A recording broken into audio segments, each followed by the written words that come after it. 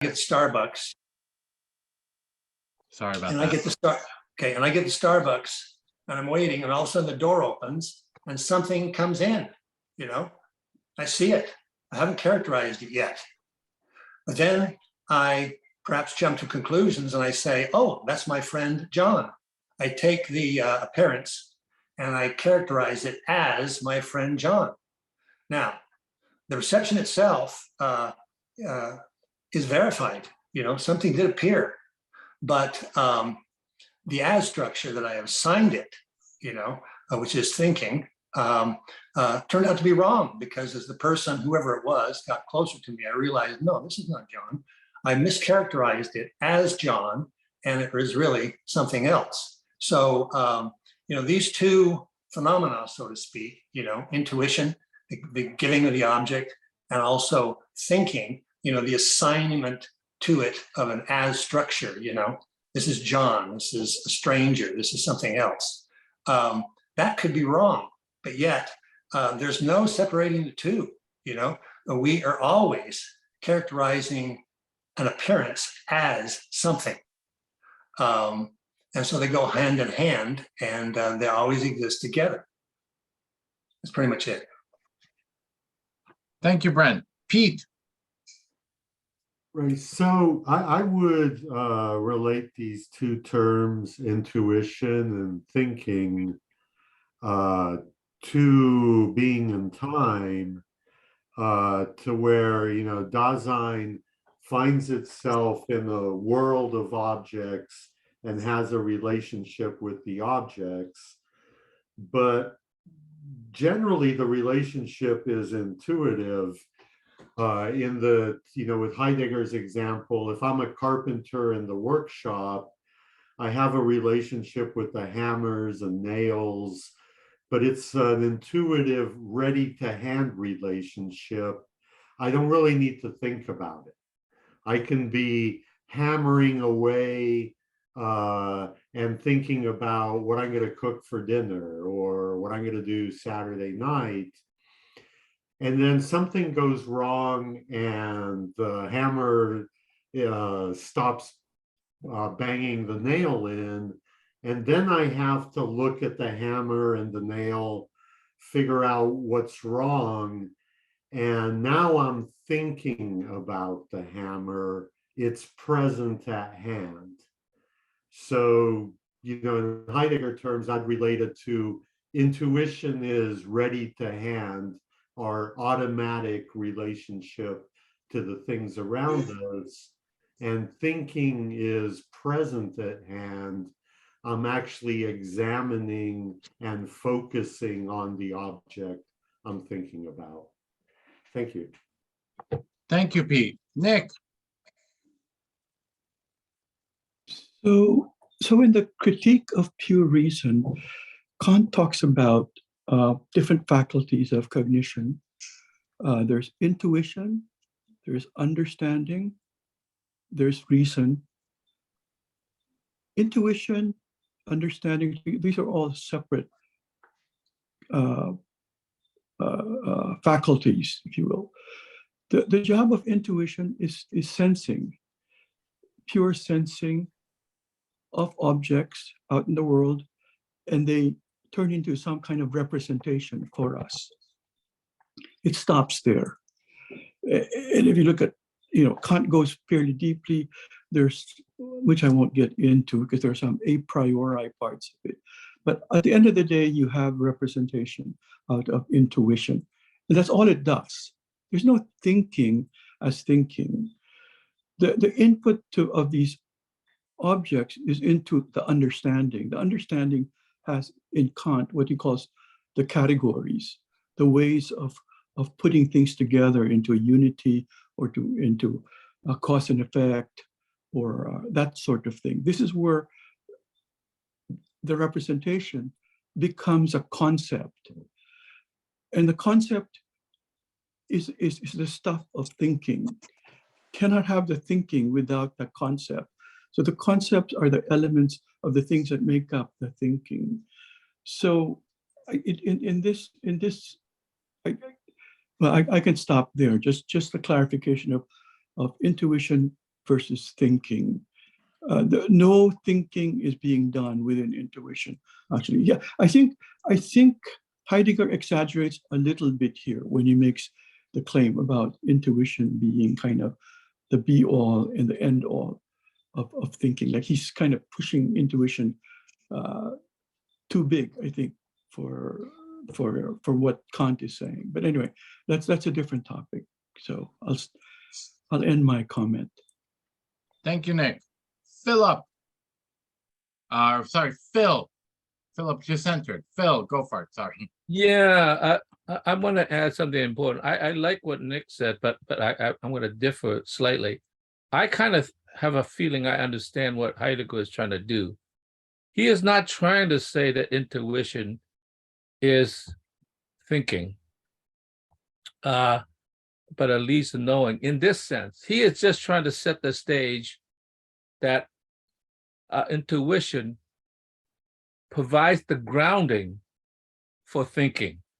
So he is building this on a stage so that, in a sense, you have to start with a kind of empirical or experiential ground for thinking to take place. So he just really segmenting this, that the grounding is an important aspect of parsing out more and more refined understanding and knowing what the thing is. So he's just laying the ground, the grounding conditions. Thank you, Phil. Daniel.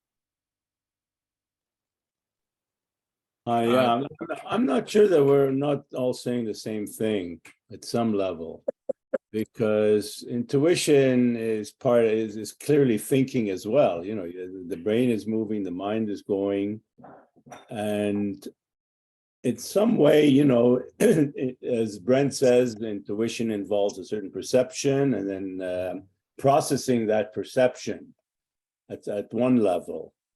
At another level, it's like you know, keeping tabs of how what's happening in the real world, and you sort of get a sense. And sometimes, you know, let's say I'd say if I make a statement, you know, 25% of Americans are racist, and you know, you think about it, generally say that may be.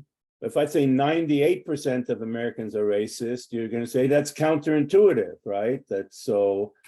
It's how is it counterintuitive? Because you sort of keep tabs of some image or concept or idea that you have, you categorize it, you don't have all the information, so you make your best guess.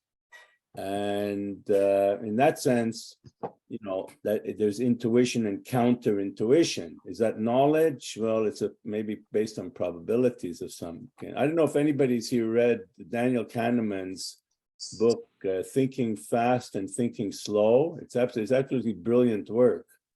And you know, he won a Nobel Prize in economics for decision making. And he's got what's called System 1 and System 2. System 1 makes quick decisions. And sometimes they correlate well with your intuition, your knowledge, and very often they're counterintuitive. And then you need System 2 to become more analytical and take it apart. So I think all these ideas that we're talking about are related in some way, and classifying what intuition is. I don't think we have a simple answer for it. It's probabilistic, it's conceptual, it's partly decision-making, depending on what the task at hand is, to act on that. And in some level, it's your best guess at the time. So all these ideas tie in nicely, I think. Thank you, Daniel. Before I go to Ron, I want to move us to the next section. I was hoping to, I wanted to get us to, and then I'll go right back to Ron. And it's literally just the next two paragraphs. In the first place, representation here has the broad formal sense, according to which one thing indicates, announces, presents another. Now, this representing can be such that it takes place with consciousness. There belongs to it a knowledge of the announcing and of the having been announced by something. Now, if the representing of something occurs through something other than the representing, so that the represented in this representing is instead represented as such, i.e. consciously, then such a representing is a referring to what presents itself as such in the represent. In this sense of objective perception, knowledge is a representing. The knowledge of the knowing representing is either intuition or concept. The former relates immediately to the object and is single. The latter refers to it immediately by means of a feature which several things can have in common. According to the first sentence of the Critique of Pure Reason, quoted above, knowing is a thinking intuiting. Thinking, however, is in general represent. It is in the service only of the particular object or of the concrete being itself in its immediacy, and it is to be made accessible to everyone. Each of these two, intuition and thinking, is indeed representation, but is not yet knowledge. Very much curious about how people understand the sentence that has the word representing in it like 15 times. Now, if the representing of something occurs through something other than the representing, so that the represented in this representing is instead represented as such, then such a representing is a referring to what presents itself as such in the representing. It seems like he's making a word soup there, but it's a simple thing to say. What is being represented is being represented. I'm not sure if that's exactly what he's saying. And I'm also very curious about this last sentence. Each of these two, intuition and thinking, is indeed representation, but it is not yet knowledge. So with the last part, he seems to be saying that knowledge is something. Very curious about why intuition and thinking haven't gotten, or that that Right. intuition and thinking as representation hasn't gotten to knowledge yet. So there's kind of two questions there. But I'll go back to Ron and then we'll go to Nick. Thanks. Well, my question, I don't know if it kind of leads into what you were saying, but my question would have been the way that Kant and Heidegger are using intuition. I wonder if most people would be comfortable if we could use synonyms like sensing, sense, or perceiving. Would that be okay with most people? As I think Phil said, it's the starting point, the grounding, sensing or perceiving or intuiting. And so that's a question. I don't know if people are comfortable with that. And then, well, I better not pose two questions, so I'll just pose that one. Okay, thank you, Ron. I think people will be comfortable with that. Nick?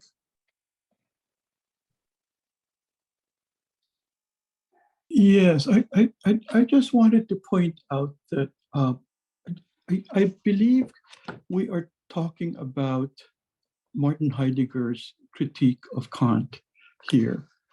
So when he uses the term intuition and thinking, it is from Kant's perspective, I believe. Because one can talk about intuition and thinking as the same thing, indeed. And that's how we may use it in day to day. But I believe if we do that, then we lose track of what's going on in this book. I just wanted to point that out.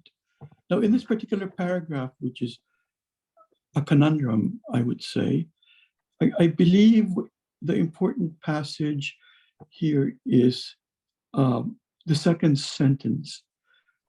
Now, this representing can be such that it takes place with consciousness. I believe he is trying to say that you may be doing the representing kind of in a non-conscious way, but there's also a way where you're representing and you know you're representing. And this part of things, I think, is referring to what in Kant's write-up is the unity of apperception. The fact that all these things that are being done, the representing, which are made up of many little elements, are all united in one consciousness. It is all united in what they call an I think. I believe he's alluding to that, and even that's perception of the perception of the perception. which I don't quite understand yet, I think is still an expansion of that.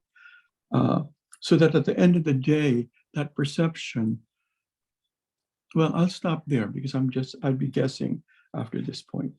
Okay. Thank you, Nick. Let's see what James Cook and Phil and David S. have to say. James Cook? Yeah, what Heidegger is doing here is talking about what Kant is doing. And what Kant is doing is a kind of like walking back empiricism.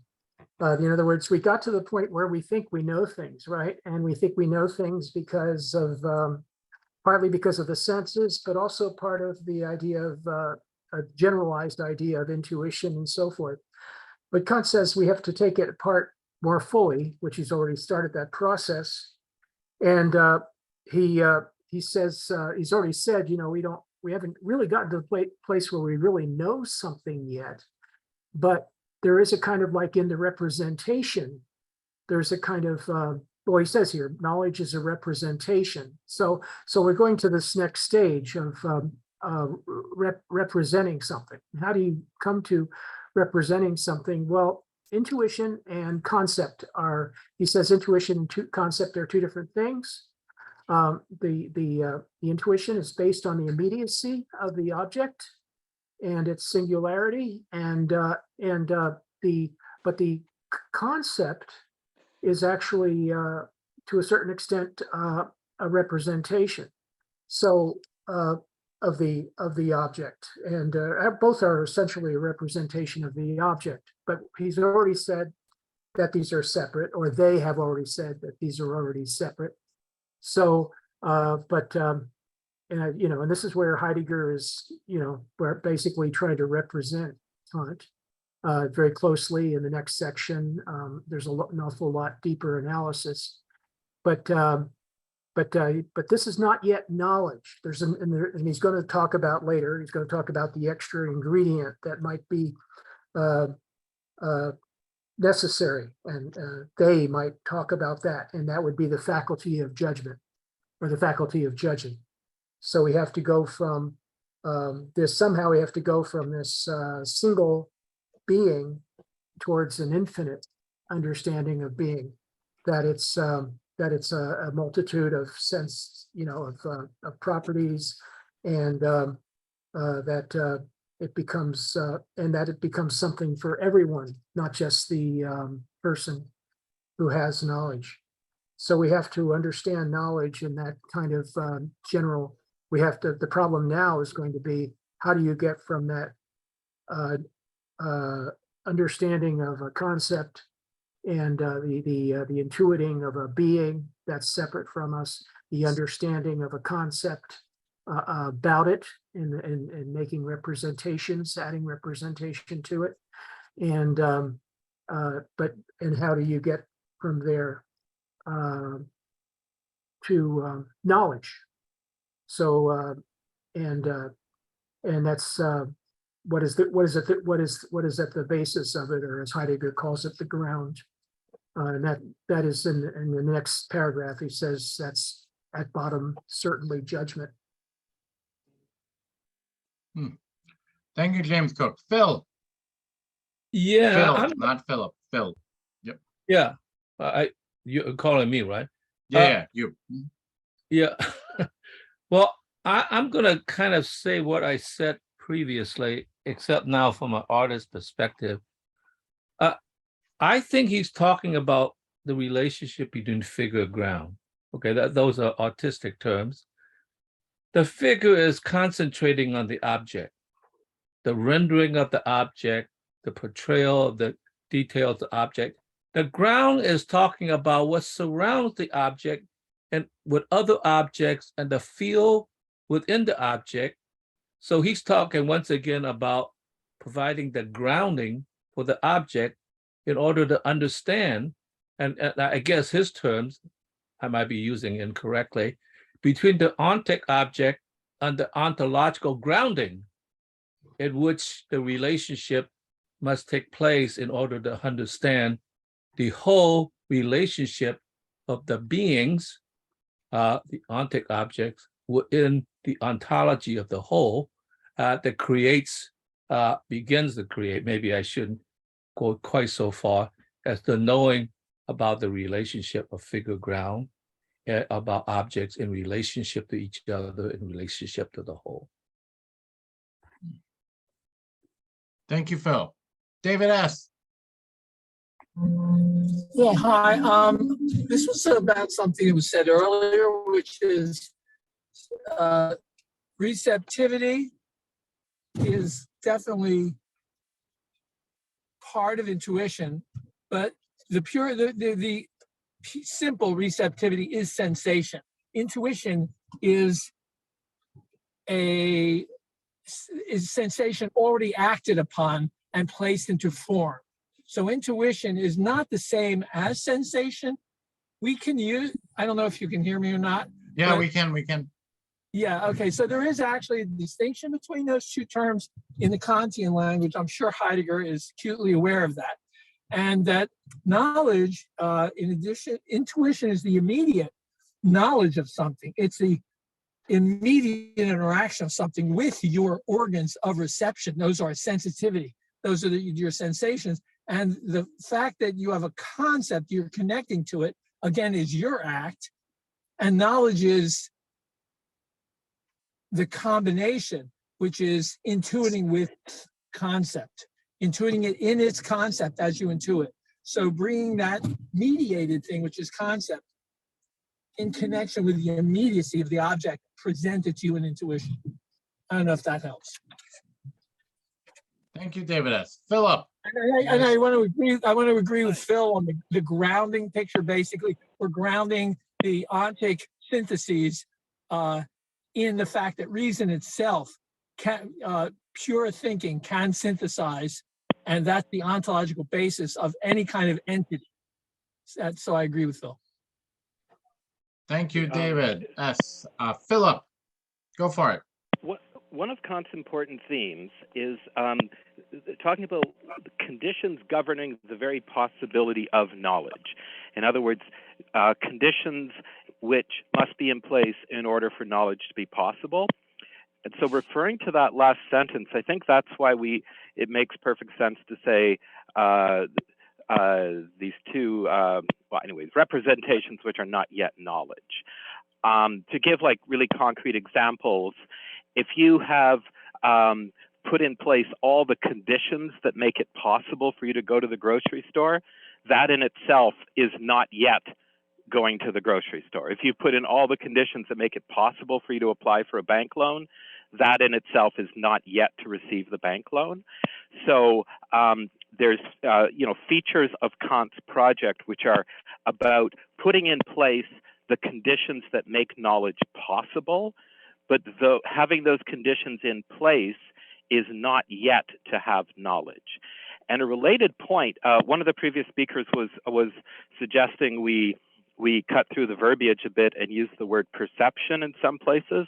I would advise against that because Kant has a few different notions of perception in play in his thought.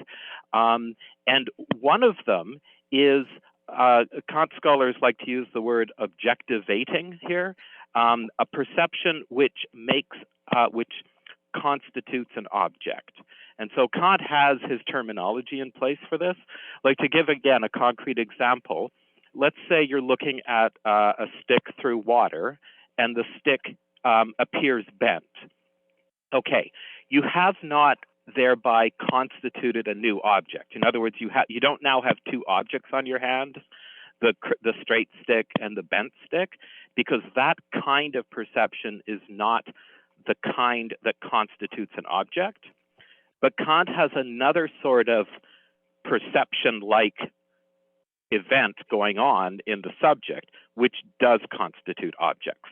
So this is why I would suggest not introducing the word perception in a sort of a blanket, all-encompassing way. I suggest we keep that just for when Kant uses it or when Heidegger uses it. That's it. Okay. Thank you, Philip. James, James Cook, did you want to make a comment on that, or are we good to move on? No, I'm happy. Thank you. Thank you, Okay, Phil. Ron, go for it before we move on. Ron, you have to unmute yourself. We can't hear you. Okay, got it. In that section that you highlighted, the key word representation. In English, in the English language, you have the word presentation from the word present. It's something that's an immediate thing, a presentation. And in the English language, when you say a representation in the English language, you mean that it's a redoing. It's a secondary. It's after the immediate presentation. It's a re-presenting it. Now, my question, I don't speak German. I don't know if anybody on this meetup speaks German. I don't know if those kinds of meanings are in the original word that he was using for representation or not. So that's one question. And a related question is what you highlighted here. Now, this representing or representing can be such that it takes place with consciousness. So in English, we have the word perception, which is an immediate presence that takes place. And then we also have the English word apperception, in which we generally is defined as being aware or conscious of your perceptions. So it's almost like a secondary thing going on. And I wonder if this is would shed any light on either, well, in this case, where Heidegger wants to go, or if this makes at least any sense to anybody. Thank you, Ron. Garrett, let's see what Garrett has to say. I was just going to say that it seems like all that's really being said here is that knowledge is being presented as a representation of the thing, and therefore is being represented as the thing that it is knowledge about. So it is now, instead of the object itself representing itself, now the knowledge is the representing of the thing, but it's still the thing, right? And then, but all things included of the three things we're talking about, intuition, thinking, and representation, I mean, and knowledge are all representation. That's all this is really saying, I'm pretty sure. But that's all. David. Yeah, so I just wanted to briefly chime in with regards to the question regarding the German word for representation. So it's Vorstellung, which could also be translated as something like imagination or putting before oneself. And so putting before oneself in thought kind of thing. That's roughly the connotation that it would have in German. Yeah. Thank you, David. Philip, and then I'm going to move us to the next chapter. I also speak German, and I was going to say roughly the same thing. There's words like Vorstellung, there's another word, Darstellung, which is often used in a very similar context. Also, the idea that there's a difference between the English word presented and represented, as if representing is presenting things again, has been drastically over-exaggerated, especially by, well, Derrida kind of riffed on this quite a bit. I'll look up the etymology later, but I could be wrong about this, but I'm pretty sure the re there is not, it just means thing, like present the thing, right? The Latin word res. I don't think it has to do with the re like you get in, you know, repetition or something. Like it doesn't, I don't think it has those connotations unless people want to make it have those connotations for some, you know, sort of humorous intent like Derrida sometimes does. I'll stop there. Thank you, Philip. I'm taking us right to the head of section 5. In the first place, where's my magical highlight? In the first place, we can say negatively, finite knowledge is non-creative intuition. What has to be presented immediately in its particularity must already have been at hand in advance. Finite intuition sees that it is dependent upon the intuitable as a being which exists in its own right. The intuited is derived from beings. Thus, the intuition is also called deduced. That is, intuition which conduces. Finite intuition of the being cannot give the object from out of itself. It must allow the object to be given. Not every intuition is such, but rather only the finite is intuition that takes things in stride. Hence, the character of the finitude of intuition is found in its receptivity. Finite intuition, however, cannot take something in stride unless that which is to be taken in stride announces itself. Finite intuition must be solicited or affected by that which is intuitable in it.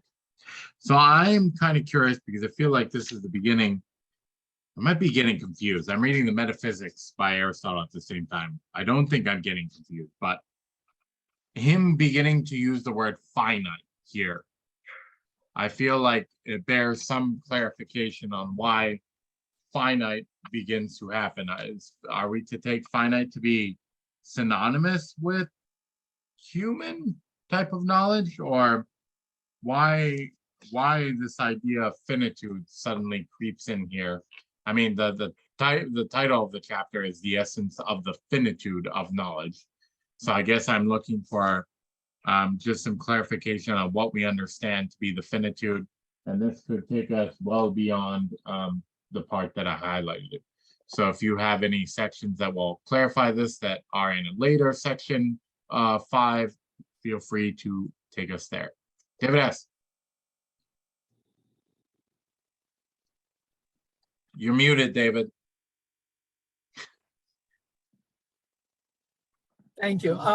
So he's stressing in this whole thing the finitude because he wants to help us clarify the distinction between intuiting divine intuition and intuiting human intuition. So in a sense, yeah, you could use human in this context in Heidegger when you're thinking of finite, but he's talking about its limitation. When we sense something, we intuit something, it's only at that moment. And then we intuit again, we intuit again. These are finite as opposed to intuiting the entirety of the existence of the thing. We don't intuit entire existences of the physical, real, empirical world. So we have limited finite intuition. The other kind of intuition he's trying to give us an insight into is not bounded in that way. It's so comprehensive, it's actually equivalent to creating the object, seeing its beginning and end and its entirety. So I don't know why he's stressing that, but that's what he's doing at this point, it seems to me. Thank you, David S. Kevin Hine. Hi. Sorry about that. I was gonna say what he kind of said, but I did have a question about where was the sentence? Page 18. Yeah, it is what we just went over. It must allow the object to be given. Maybe I'm being hung up on like the wrong word, but like given in what context? Yeah, I wonder if that has some aspect of given in intuition or given in thinking or given in representation in some sense, but are you looking for that type of answer, or are you looking for something different? I'll be honest, I didn't understand your answer. Okay. But like it's just like I don't know. If it makes sense to you, it's just like it must allow the object to be given. Like the intuition is given. Okay, so you're looking at this one. So finite intuition of the being cannot give the object from out of itself. It must allow the object to be given. Is that what you're saying? Yeah. Okay. So James Cook, were you going to respond to that? Sure. Can you respond to that? Yeah, I can say something about that.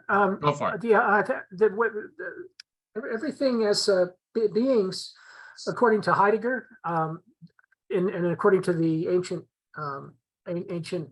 Greeks, beings have to disclose themselves. So this is the idea of allowing an object to be given. Intuition has to allow the object to be given. There's nothing in the intuition that actually creates light waves, creates sound waves, creates the distal impressions that the sense of feeling and so forth. All of this is from outside of us. So we have to allow the object some space. And so that's the giving of the object in finite intuition. Now, I'll give it a little bit of historical reference here. We had a philosopher named Hume who talked about at length about the limitations of the senses, the fact that we don't really know whether or not for sure things in the senses are 100% true. And Heidegger even goes into this later, the possibility that not that the senses are playing tricks on this, not to the degree that we could call it a skepticism, like in the case of David Hume, but we do have this the fact that we don't have the whole object. There's a difference between what is sensed and what the object is, and that's what Heidegger here is calling finite knowledge. So that's getting back to your original question, which I think David Sternman answered adequately in itself. I just wanted to give that little bit of historical reference. What sort of got Kant thinking about this problem was the skepticism of David Hume about finite knowledge and from intuition, and and here Heidegger adds his 20th century twist to it. Or it's not a 20th century twist, it's the ancient Greek twist of aletheia, the idea that an object has to give something out of itself. We do not create what the object gives us. It gives it up to us of itself. And there's also this idea of creation that's been mentioned. We can't create the object. We don't have the plans to create the object. We merely have to deal with what Kant called the manifold of sensations that the object presents to us. So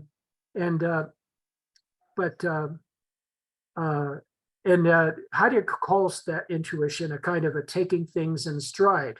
So that's a really important concept here that I think can be very useful. The idea that when we do sense things, we kind of take them in intuition, we take them in stride because we haven't subjected them to any kind of mental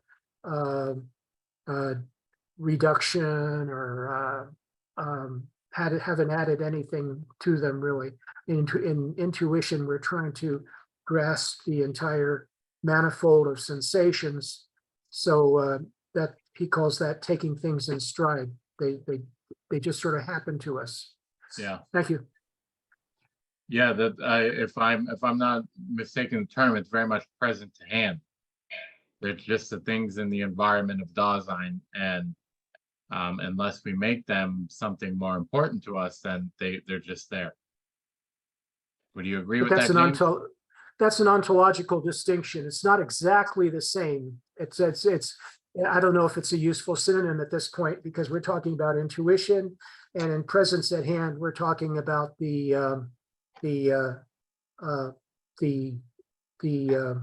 present at hand. We are talking about the same thing, but it doesn't really add anything to the discussion of intuition and thinking and knowledge, I don't think.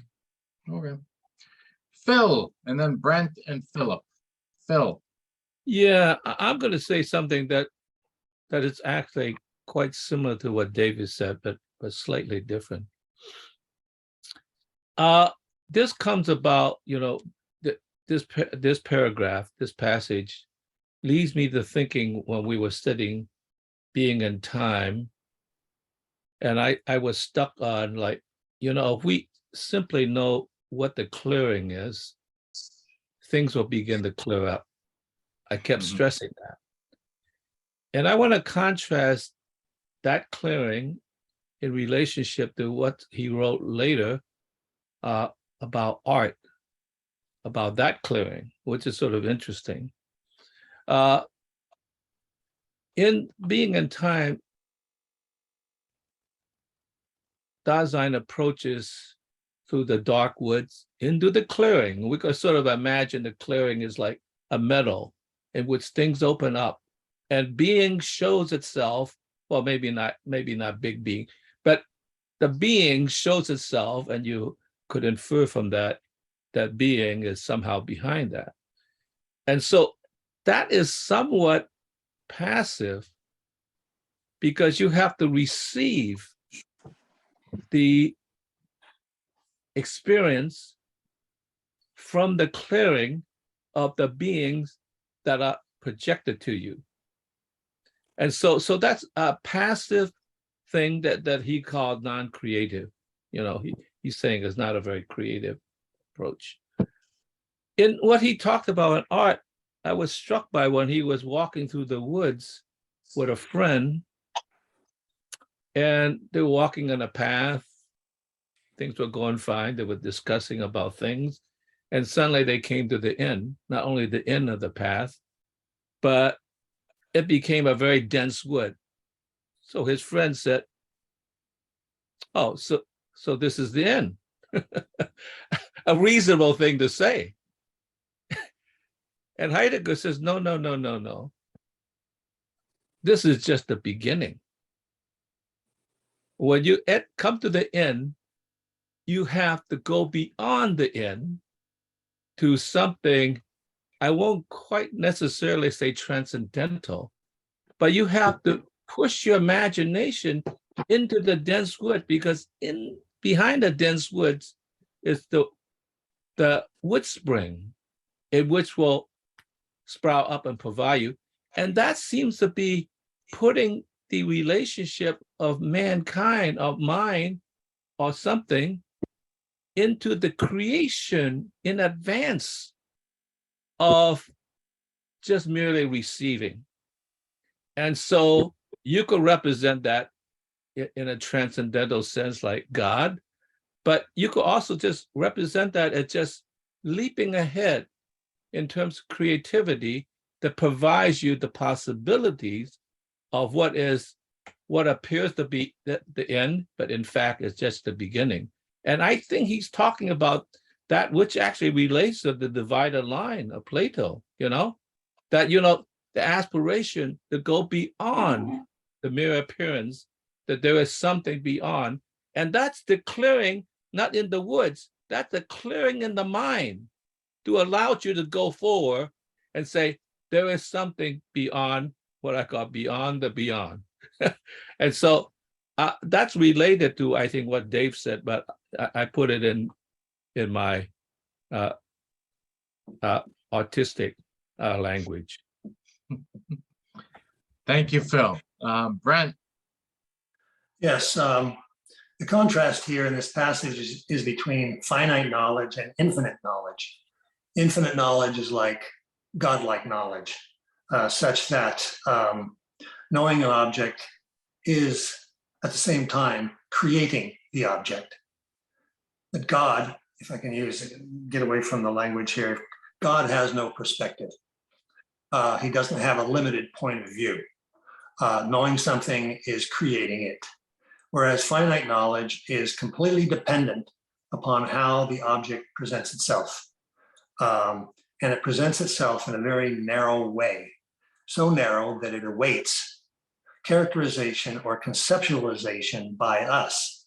But yet we are caught in this back and forth between the way that the object presents itself and the way we conceptualize or characterize or think about it.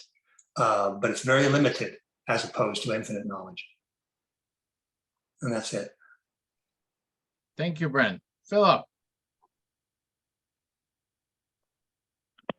Yeah, so I thought I'd say a little bit about finitude in both Kant and Heidegger.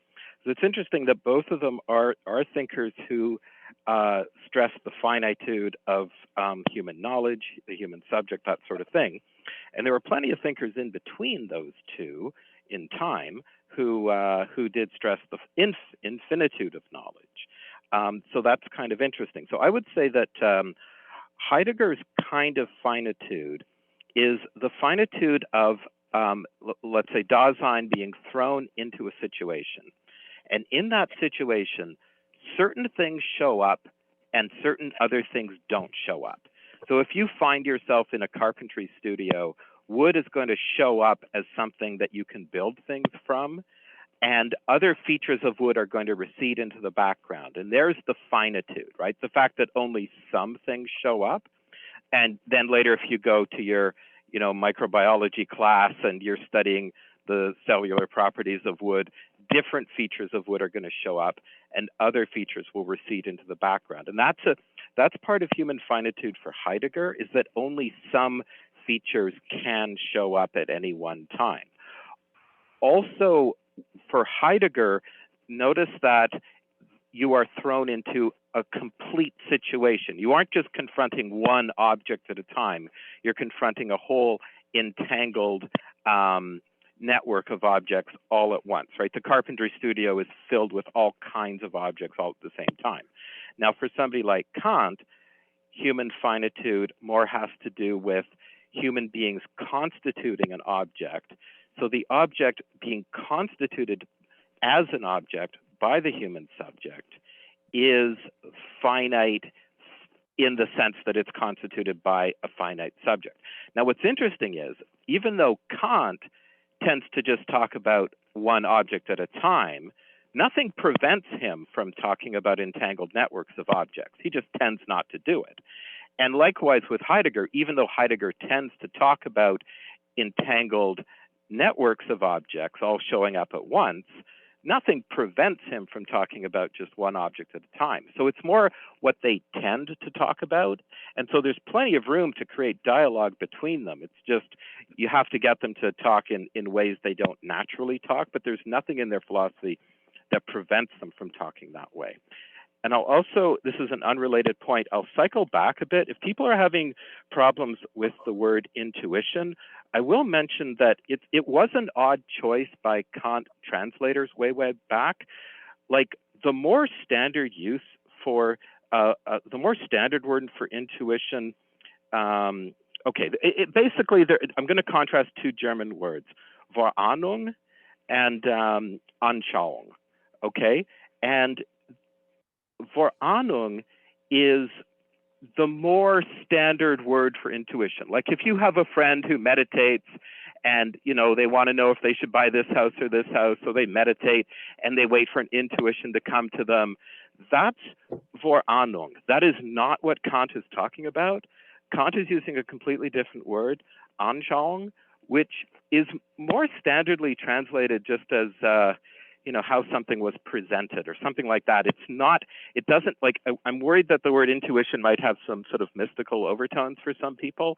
It's just an odd choice that Kant translators made way back, and I don't think there's any chance to revise that. I think we're stuck with that. But if that's causing confusion for some people, just realize that intuition was a somewhat odd choice to translate the word Anschauung from German. And I'll Thank stop you, there. Philip. Pete.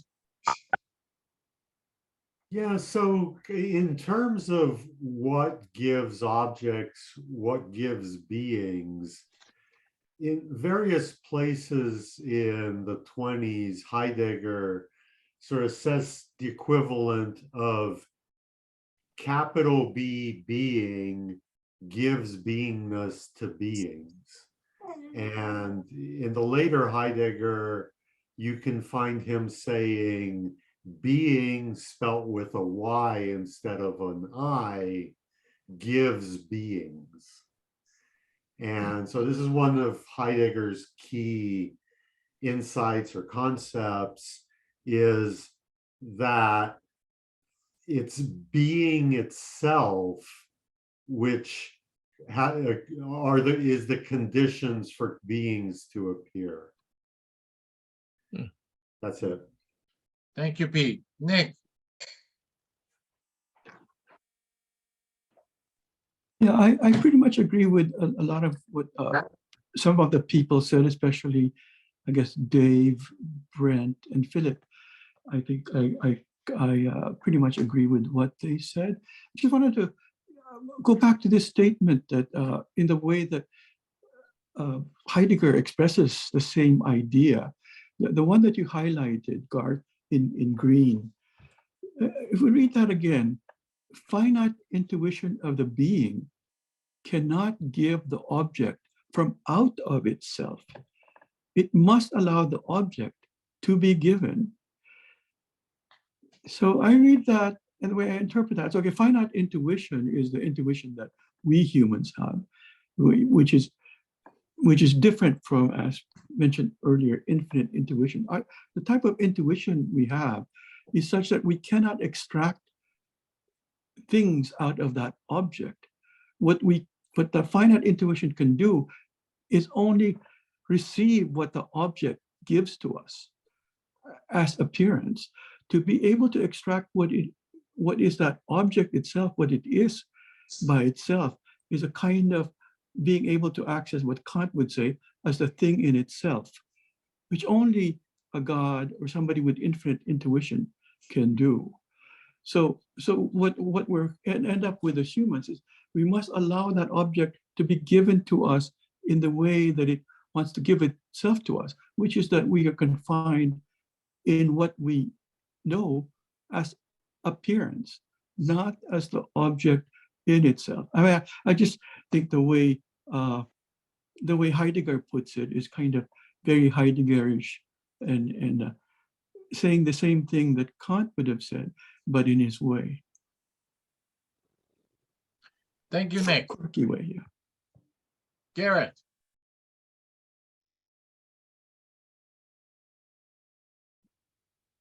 Yeah, I agree with everybody, that godlike perspective. So omniscience would be infinite knowledge, right? And the only thing for an infinite knowledge, the only way for it to have more to know would be for it to create more. So therefore it would have to be creative to increase itself, right? So a finite knowledge, though, gives a unique perspective of open-mindedness, because finite intuition can only discern things that are presented by the thing that it's trying to intuit things about. The only things that come from that thing, right? We can only know more about that which already is from a finite perspective, right? Is the essence of what this is here, and that's a unique perspective, as was stated earlier. That an almighty or an omniscient perspective would never have. They would never have this finite intuition of the present. And one of the characters is open-mindedness of a finite intuition. Okay. Thank you, Garrett. Before I go to James, I want to skip us ahead to page 20. The synthesis of thinking and intuiting accomplishes the making evident of the encountered being as object. We will therefore call it the veritative synthesis, which makes something true or evident. This synthesis coincides with the above-mentioned bringing forward of the relative determinateness of the beings themselves. Thinking, which unites with intuition in the veritative synthesis, however, is now and for its part, namely, as judging, a unifying synthesis in another sense. Kant says, a judgment is the representation of a unity of the consciousness of various representations, or the representation of the relationship between the same, insofar as they constitute a concept. Judgments are functions of unity, i.e., a representing of the unifying unity of concepts in their character as predicates. This unifying representing we name predicative synthesis. The predicative synthesis, however, does not coincide with that unifying in which judging presents itself as a joining of subject and predicate. This latter synthesis of subject and predicate we name the apophantic. Accordingly, in the veritative synthesis, which in general constitutes the essence of finite knowledge, the predicative synthesis and the apophantical synthesis are necessarily joined together in a structural unity of syntheses. As if Kant did not need any more really hard terms to understand, Heidegger is adding 3 more here. So I'm just looking for some clarity on what people make a veritative, apophantic, and what's this last one? Predicative. What? Predicative, predicative. Yes, thank you. So let's go to James Cook, then we can go to Brett. Yeah, let's not forget the synthesis. Okay, so on the previous question of like the nature of infinite knowledge and the impossibility of infinite knowledge, on page 22 at the top, Heidegger gives an explanation of infinite knowledge. So or maybe at the beginning of that paragraph, but yeah, infinite knowing is an intuiting which as such allows the being itself to stand forth. So he doesn't believe this stuff about God knows everything and people don't know stuff. That's not what Heidegger believes. I think, and Kant believes in the thing in itself, and that becomes a big issue in Kantianism and in philosophy, but it's not. And there are kind of divine explanations for that, like we can't create stuff, but God sure creates stuff. No, that's fine. That maybe Kant's idea does coincide with some religious concepts, but on the other hand, we don't have to consider that the thing in itself is he explains, by the way, I could also give you the page probably for where Heidegger explains that, the thing in itself is not is not a kind of it represents a kind of a limit, but at the same time, it opens up this idea that we have two different ways of understanding reality. We can understand reality according to the intuition. We can also understand reality according to the synthesis. So the predicative synthesis is basically the one that joins the idea of judging. Yeah, it's judging according to subjects and predicates. So it's the form of judgment. I'm sorry, that's and the apophantic is what we use in language. It's the way we declare. It's the joining of the declarative with the showing. So the apo is the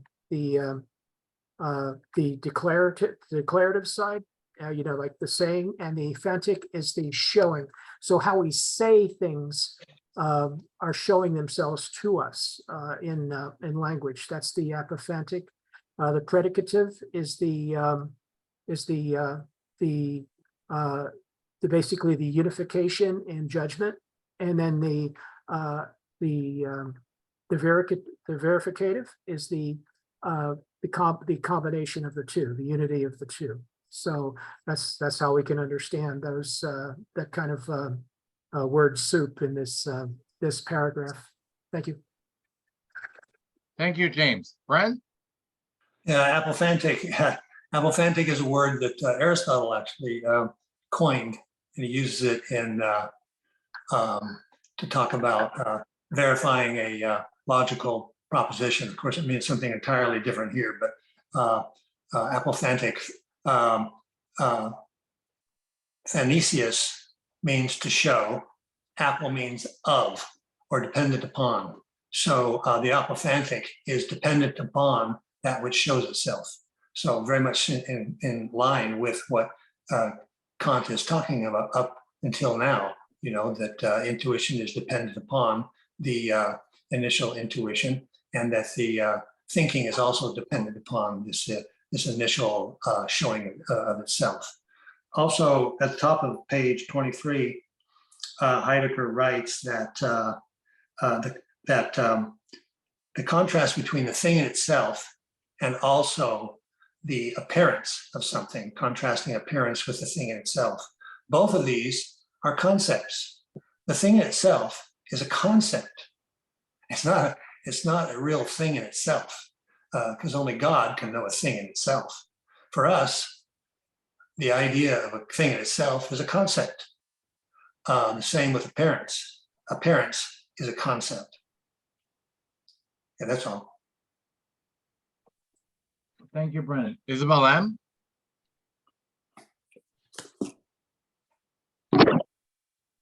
Hi. Yes, I'm very sorry. I've had difficulty with the reading, but if I could just tie in with what you highlighted in green, finite intuition of the being cannot give the object from out of itself. It must allow the object to be given. Yes, it can give the object in any other way, like was said, the concept, the predicate, the all kinds of ways, but that is already removed. And then it says it must allow the object to be given. And if I remember correctly from the little German I took, it's there is. For instance, there is a computer, there is a chair, there is a light, there is a writing, there's a green marker, means in German, es gibt.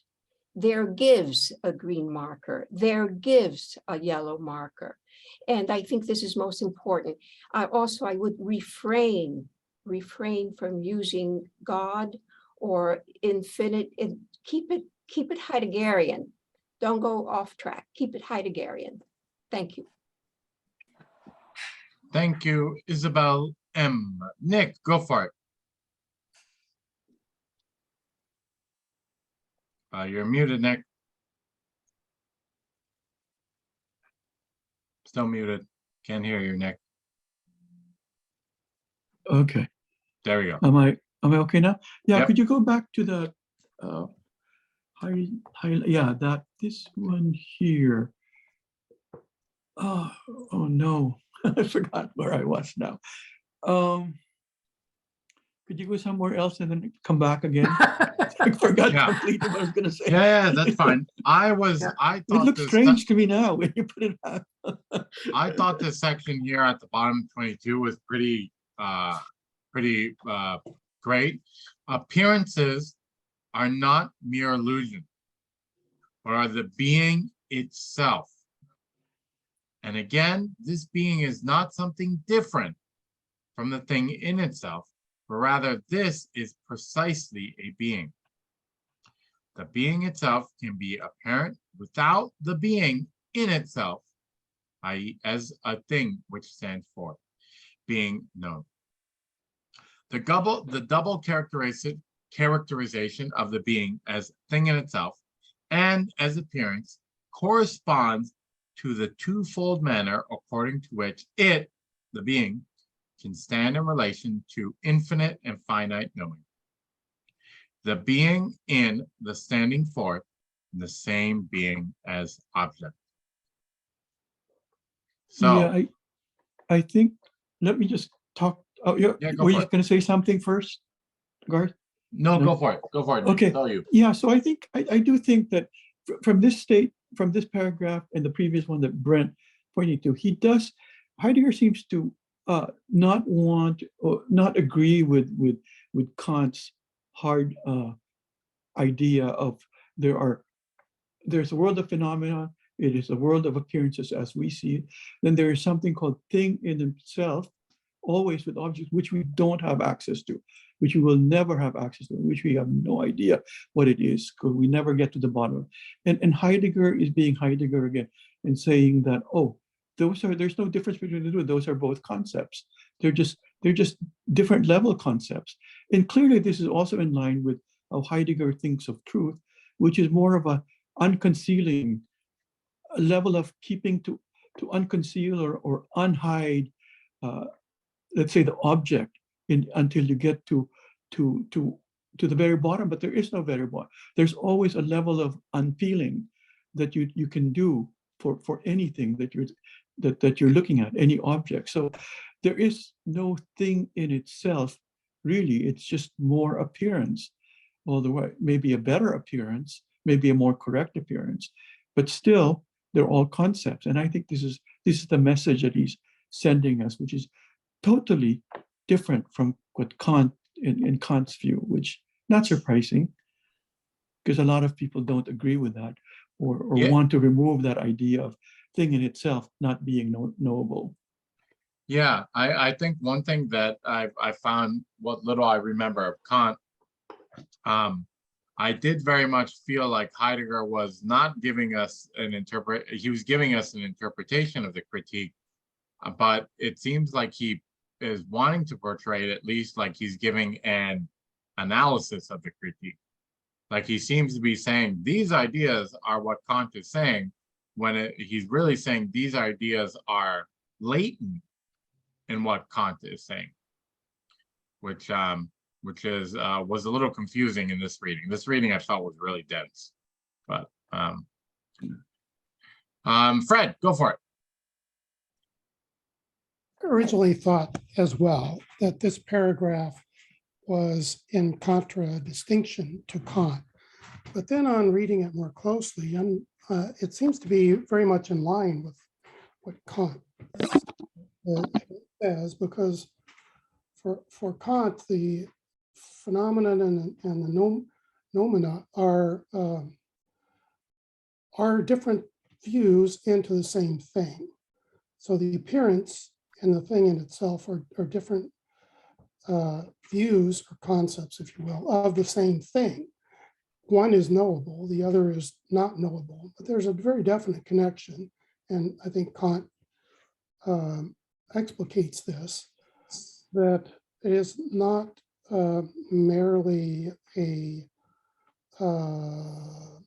casual relationship between the two. The appearance is very definitely the appearance of the object, which has in the nominal world as a thing in itself. It's just that we can't know that. We can know the appearances, but not the thing in itself. And I think that's roughly what this is saying, although it could be interpreted, I believe, differently.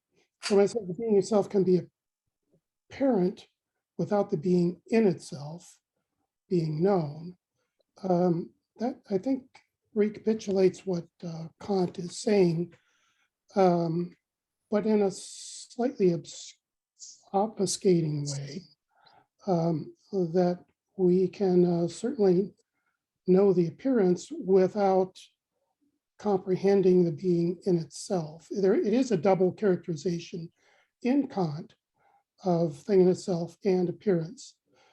It's just an odd kind of way of putting it. So I think on the second reading, this is pretty much conforms to Kant, although I would agree certainly that there are paragraphs up above and quite a few down below where Heidegger starts off saying this is what Kant says, and then